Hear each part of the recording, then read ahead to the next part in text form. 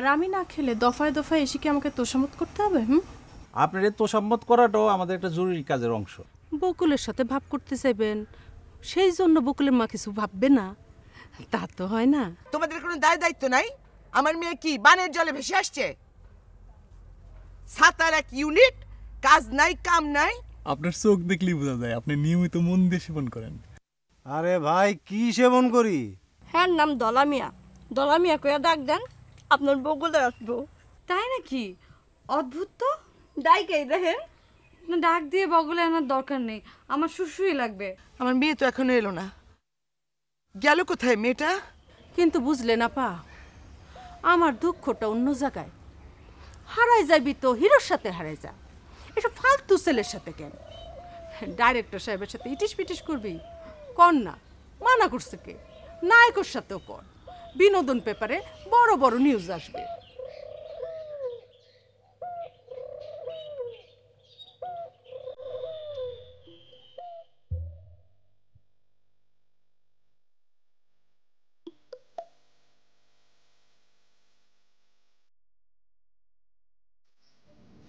তুমি লক্ষ্য রাখো, লোক পাঠাও, প্রোডাকশনের ছেলেগুলোকে গ্রামটা একবার চক্কর দিতে পাঠাও। আমার মনে হয় জায়দার বাড়িতেই গেছে। জায়দা? জায়দাকে? ওই যে মেয়েটা ভবিষ্যৎ বলতে পারে, সেই মেয়েটা। খোঁজ করো জলদি। ঠিক আছে।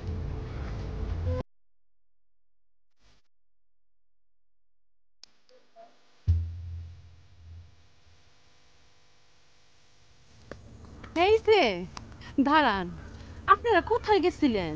কেন? বিরাট ঝামেলা হয়ে গেছে, আপনার চিন্তায় আপনার মা তো অস্থির হয়ে গেছে। আপনারা কেউ হননি তাই না? জানতাম হবেন না। আমি হচ্ছে ছবির উপনায়িকা। এই ঘটনা যদি এখন পাপিয়া ম্যাডামের ঘটতো, তাহলে পুরো ঢাকা শহর এখন পর্যন্ত জেনে ফেলত। আমার আপন মা বলে কথা, একটু তো চিন্তিত হবেনি। জি, একেবারে শয্যাশায়ী। ডাক্তার আনতে পাঠানো হয়েছে, আশেপাশে কোনো ডাক্তার নাই, তাই মেরাজ মাস্টার নেত্রকোনার থেকে ডাক্তার আনতে গেছে। সর্বনাশ, এত কিছু ঘটে গেছে।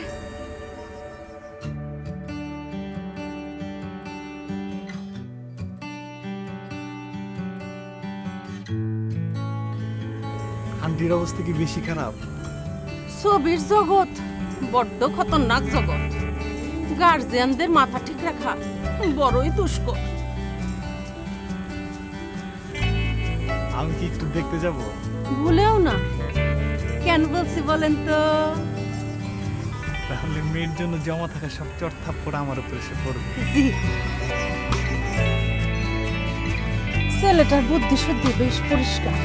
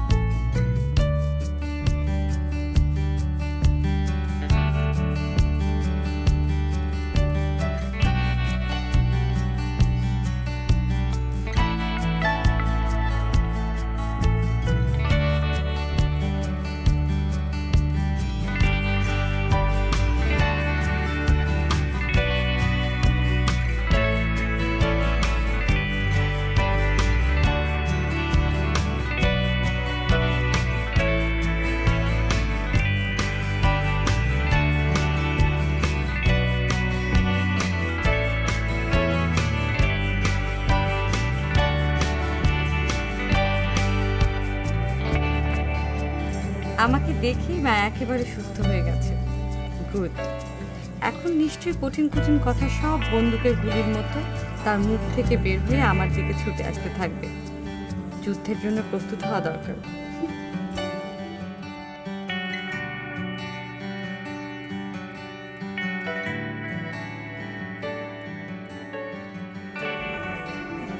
কোথায় গিয়েছিলে? এই তো মা পাশে। পাশে? আমি তো আশেপাশে সবখানে চষে বেড়ালাম, কোনো কাছের বাড়ি বা পাশের বাড়িতে তোমাকে দেখলাম না।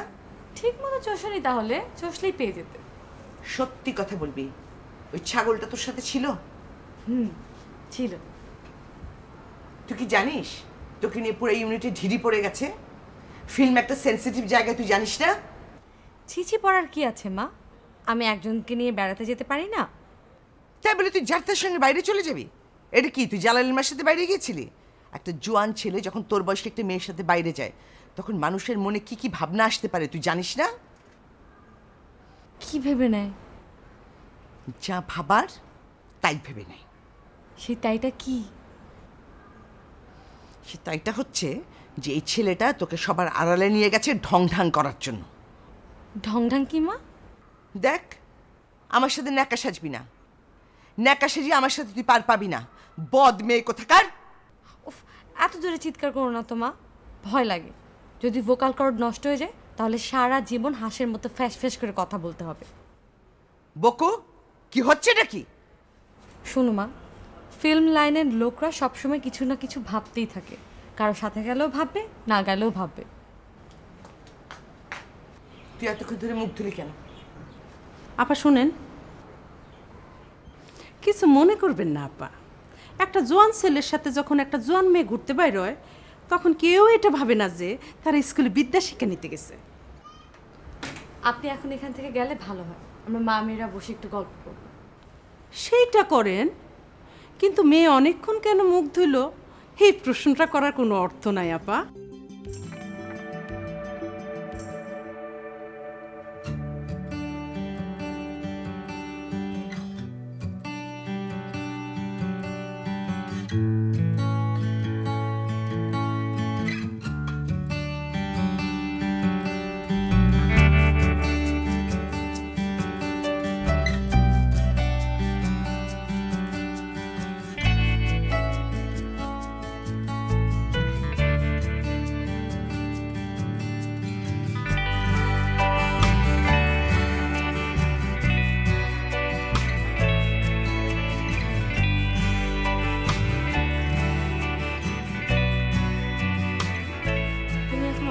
রেগে গেছো, রাগলে কিন্তু মানুষ অনেক কিছু করে ফেলে। তুমি এখন কি করবে? ওই আয়নাটার ভেতর আমার মাথা ঠুকে দেবে? তাহলে কিন্তু ঝনঝন করে আওয়াজ হবে, তারপর সেই ভাঙা গাছের টুকরোয় আমার মাথা কেটে যাবে। তখন তুমি অনেক কাঁদবে। তোমার একটা মাত্র মেয়ে আমি, আর তাছাড়া আমাকে অভিনয় করতে হবে কপালে কাটা দাগ দিয়ে।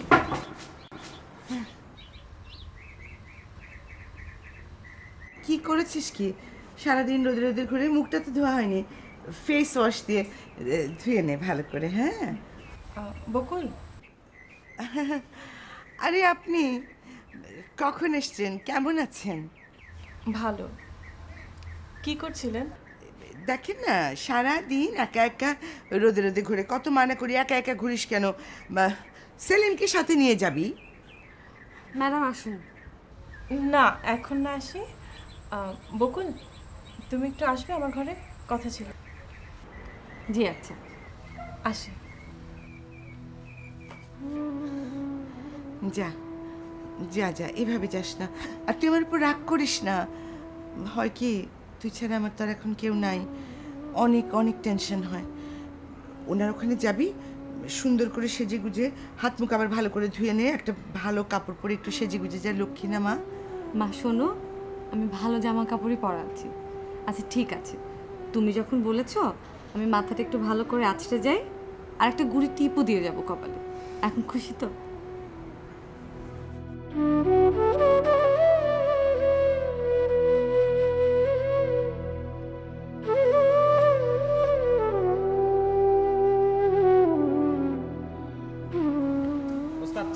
এই প্রোডাকশন তোরে কোন সময় কইছি যে খাওয়া হয়েছে, প্লেটগুলি এখান থেকে সরা?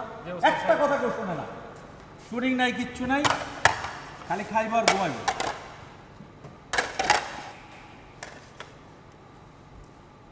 সৌরভ ভাই, সৌরভ ভাই, রোগী নিয়ে আসছি, ডাক্তার কোথায়? আচ্ছা, আপনি না মাস্টার? জি জনাব। তাইলে প্রায় প্রায় তো ভুল কথা কটকেন।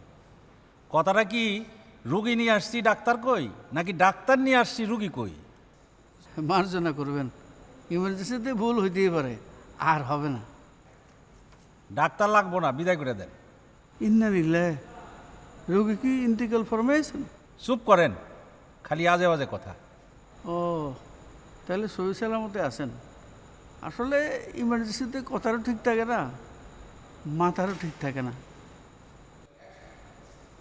আপনি কোনো কিছুই ঠিক থাকবে না। ধরেন, আরে ধরেন। রোগী এখন ভালো আছে, ডাক্তার বিদায় করে দেন। আর জনাব সঙ্গে সঙ্গে আপনিও বিদায় হন। কি হলো, যান, বিদায় হন।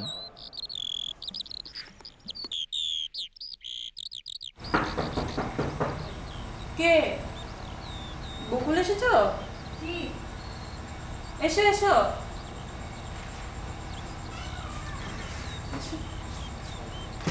বসো।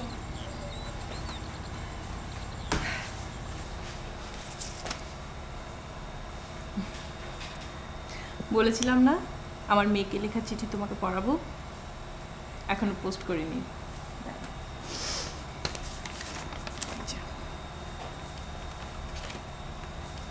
মা, ও আমার মা, আমার সোনা মা, ময়না মা, গয়না মা, কতদিন তোমাকে দেখি না।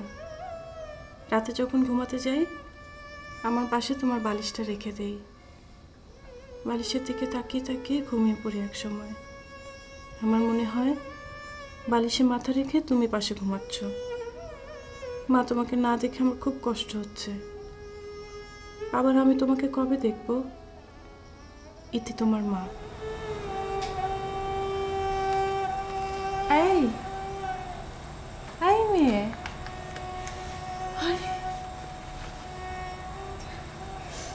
এই, আরে তুমি তো দেখে অনেক নরম মনের মেয়ে। হ্যাঁ, দাও। কি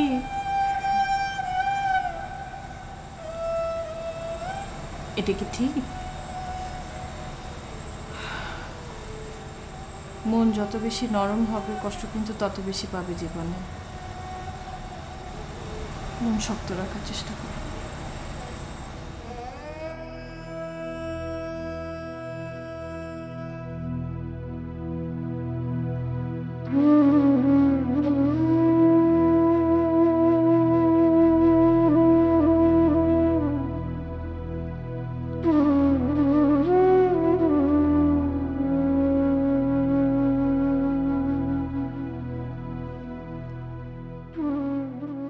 বকুল ফিরেছে স্যার।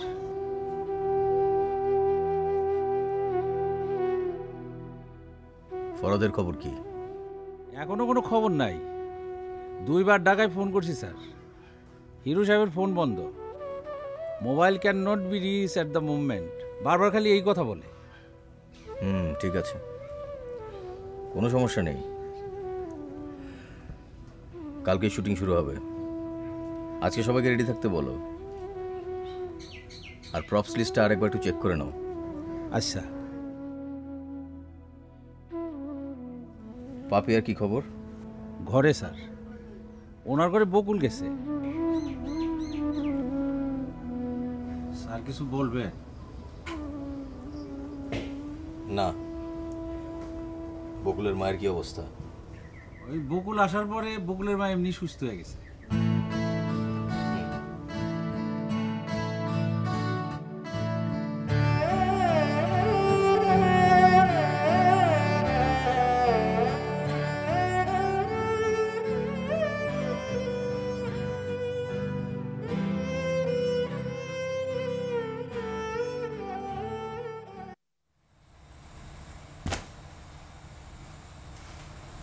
শোনো বকুল, তুমি মনের দিক থেকে এত নরম কেন আমার জানা দরকার।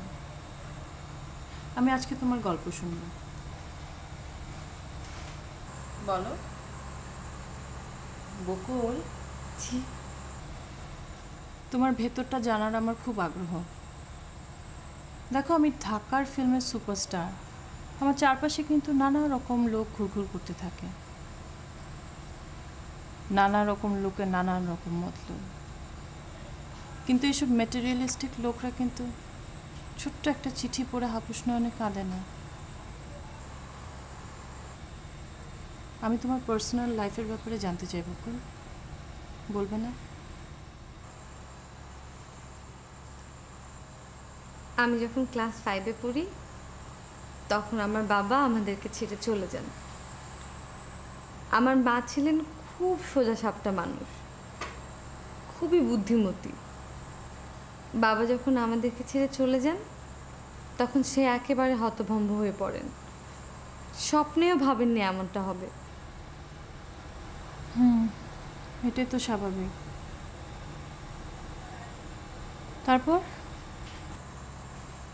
তারপর আমার মার মাথা আস্তে আস্তে ডিফেক্টের মতো হয়ে গেল, নানান ধরনের পাগলামি শুরু করলো।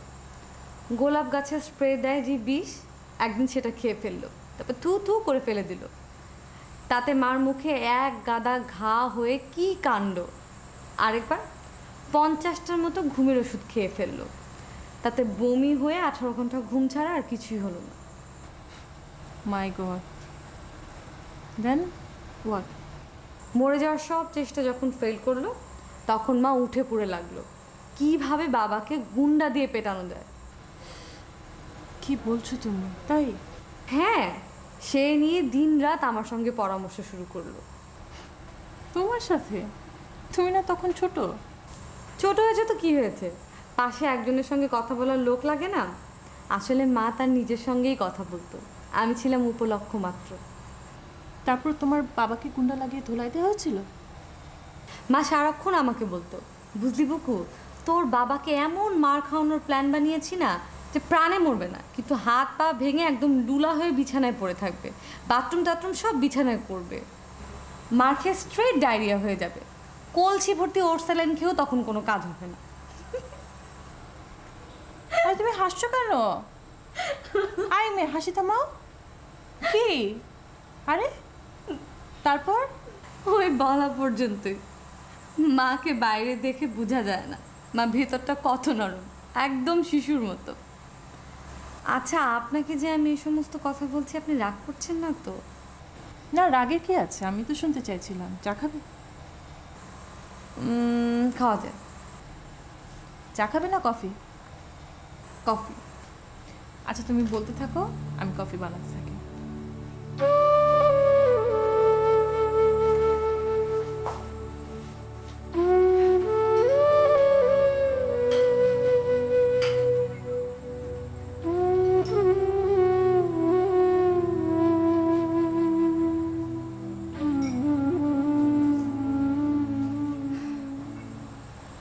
জানেন, একসময় মা আস্তে আস্তে নর্মাল হয়ে যাচ্ছিল। ভাড়াটে গুন্ডাদেরকে দিয়ে বাবাকে মার খাওয়ানোর প্ল্যান সমস্ত কিছু বাতিল করবে। এইরকম একটা লোককে তোমার ক্ষমা করে দিলেন না তো, ক্ষমা করলেন না, তবে অন্য আরেকটা রাস্তা খুঁজে বের করলেন।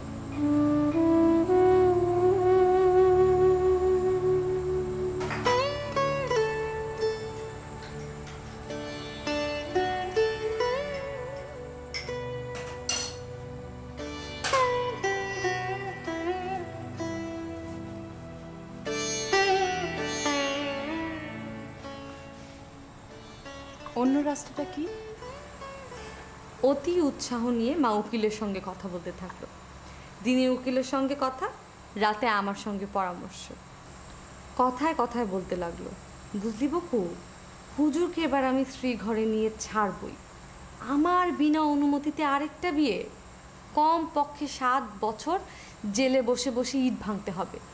ইট ভাঙতে ভাঙতে হাতে কড়া পড়ে যাবে। কোর্টে কেস করলেন তোমার মা? শেষমেশ যেটা হলো, কাঁদতে কাঁদতে মার চোখে ডিফেক্টের মতো হয়ে গেল।